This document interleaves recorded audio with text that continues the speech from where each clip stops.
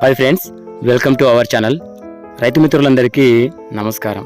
ఈరోజు ఈ వీడియోలో వ్యవసాయంలో బొగ్గు ఉపయోగం గురించి పూర్తిగా తెలుసుకుందాం. ప్రకృతిలో లభించే సహజ సిద్ధ సంపద నుంచి అనేక రకాల పోషకాలను మనము తయారు చేసుకుంటూ ఉన్నాము.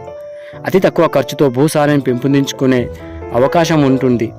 దీనిలోనే బొగ్గు ఒకటిగా చెప్పవచ్చు. బొగ్గును పంట పొలాల్లో వాడి అధిక దిగుబడిని సాధించవచ్చు. ఈ బొగ్గు పంట పొలంలో వాడటం ద్వారా చాలా రకాల ఉపయోగాలైతే ఉన్నాయి. పంట అనంతరం వచ్చే వ్యర్థాలతో బొగ్గును తయారు చేసి తిరిగి పొలంలోనే చల్లుకోవచ్చు. ఈ పద్ధతినే మనము బయోచార్ పద్ధతి అని అంటాము. ఈ బయోచార్ గురించి ఈ వీడియోలో పూర్తిగా తెలుసుకుందాం. బయోచార్ అంటే ఏమిటి, ఈ బయోచార్ వల్ల ఉపయోగాలు ఏమిటి, లాభాలు ఏమిటి, ఈ బయోచార్ ఏ విధంగా ఉపయోగపడుతుంది, బయోచార్లో ఉండే గుణాలు ఏమిటి, బయోచార్ ఎకరాకు ఎంత మోతాదులో వేసుకోవాలి, ఈ బయోచార్ విధానం గురించి పూర్తి సమాచారం కూడా ఈ వీడియోలో తెలుసుకుందాం. అందుకని ముందు నా ఛానల్ కనుక ఎవరైనా ఫస్ట్ టైం చూస్తూ ఉన్నట్లయితే సబ్స్క్రైబ్ చేయండి. అలాగే పక్కనున్న గంట సింబల్ని యాక్టివ్ చేసి పెట్టుకోండి. అప్పుడే నేను చేసే ప్రతి వీడియో ముందుగా మీరైతే చూడవచ్చు. ముందుగా వీడియోలో వెళ్ళినట్లయితే బయోచార్ అంటే ఏమిటి? పంటలలో అన్ని దశలో వాడుకునే పదార్థాన్ని బయోచార్ అంటారు. ఈ బయోచార్ ప్రాచీన కాలం నుండి వాడుకలోకి ఉన్నప్పటికీ రాను రాను దీని యొక్క వాడకం ప్రస్తుతం ప్రాచుర్యంలో లేదు. అనగా దీనిని చాలా తక్కువ మంది అవలంబిస్తున్నారని చెప్పవచ్చు. బయోచార్ యొక్క ఉపయోగాలు: ఎన్ని రకాల ఎరువులు ఉన్నా వాటిని మొక్కలు పూర్తిగా వినియోగించుకునేలా చేయడంలో బయోచార్ అనేది ప్రధాన పాత్ర పోషిస్తుంది. బయోచార్ వినియోగం చాలా ప్రత్యేకతను సంచరించుకుంటున్నది. చాలా మంది రైతులు పంట తర్వాత మిగిలిన వ్యర్థ పదార్థాలను కాల్చేస్తూ ఉంటారు. అలా కాల్చడం ద్వారా పర్యావరణానికి హాని కలుగుతుంది. అదేవిధంగా రైతులు విచ్చలవిడిగా వాడుతున్నటువంటి రసాయన ఎరువుల వల్ల భూమి అనేది కలుషితమైపోతుంది. అదేవిధంగా భూమిలో లవణాల శాతం కూడా పెరుగుకుపోతుంది. అటువంటి పరిస్థితిని అధిగమించడానికి ఈ బయోచార్ వాడటం వల్ల రసాయన ఎరువులు పూర్తిగా మొక్కలు గ్రహించడంలోనూ కీలక పాత్ర పోషిస్తుంది బయోచార్. ఈ బయోచార్ను భూమిలో చల్లటం వల్ల భూమి గుల్లబారి భూమిలో సారం పెరుగుతుంది. మట్టిలోని ఆమ్ల గుణాలను తగ్గిస్తుంది. భూమి యొక్క pH విలువను సమతుల్యం చేయడంలో బయోచార్ అనేది కీలకమైన పాత్ర పోషిస్తుంది. భూమిలో తేమ శాతాన్ని పట్టి ఉంచడానికి బయోచార్ చాలా అద్భుతంగా పనిచేస్తుంది. భూమిలోని మిగులు ఎరువును ఒడిసిపట్టి మొక్కలకు పోషకాలుగా అందించడంలోనూ బయోచార్ చాలా కీలక పాత్ర పోషిస్తుంది. అదేవిధంగా భూమిలో ఉండే సూక్ష్మజీవుల సంఖ్య పెంచడంలోనూ బయోచార్ అనేది చాలా ఎక్సలెంట్గా పనిచేస్తుంది. అనేక రకాల రసాయన ఎరువులు వాడి రసాయనంగా మారినటువంటి మట్టిని సారవంతంగా చేయడంలోనూ ఈ బయోచార్ అనేది, ఈ బొగ్గు అనేది చాలా ఎక్సలెంట్గా పనిచేస్తుందని చెప్పవచ్చు. ఈ బయోచార్ను ప్రతి ఏడాది పంట భూమిలో వాడటం వల్ల కొన్ని సంవత్సరాల్లోనే భూమి తిరిగి సారవంతం అవుతుంది. ఇది సైంటిఫిక్గా రుజువుతున్నటువంటి సమాచారం.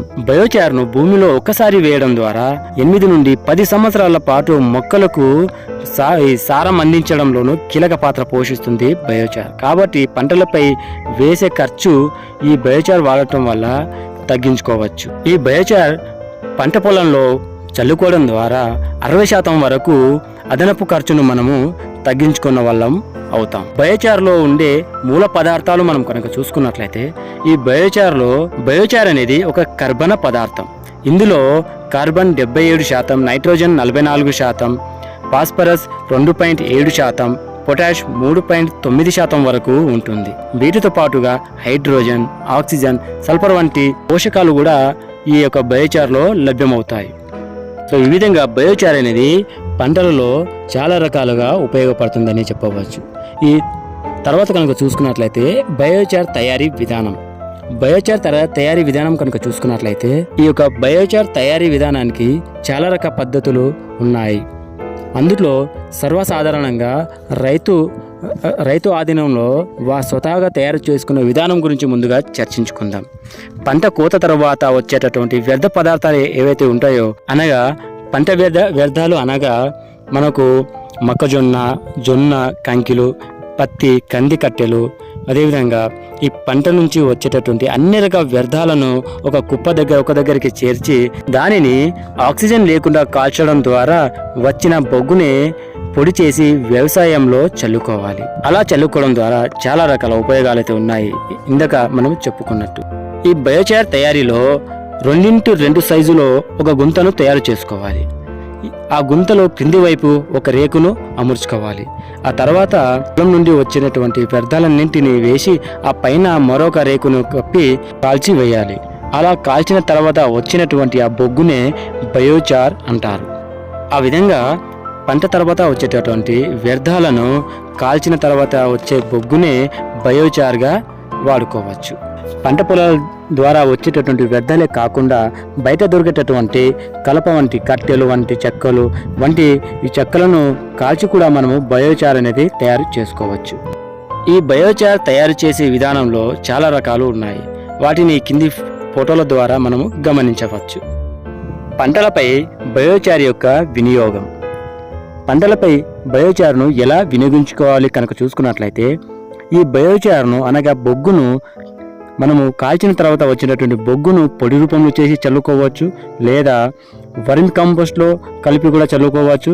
మనకు అందుబాటులో ఉండేటటువంటి పశువుల ఎరువులతో పాటు కలిపి కూడా మనము పంట పొలాల్లో చల్లుకోవచ్చు. ఈ బయోచార్ యొక్క మోతాదు మనం కనుక చూసుకున్నట్లయితే, దీనిని 50-50 రేషియోతో అనగా బయోచార్ 50%, వర్మి కంపోస్ట్ 50% లేదా పశువుల ఎరువు 50%, ఈ విధంగా సగం రేషియోలో కలిపి మనం పొలంలో చల్లుకోవచ్చు.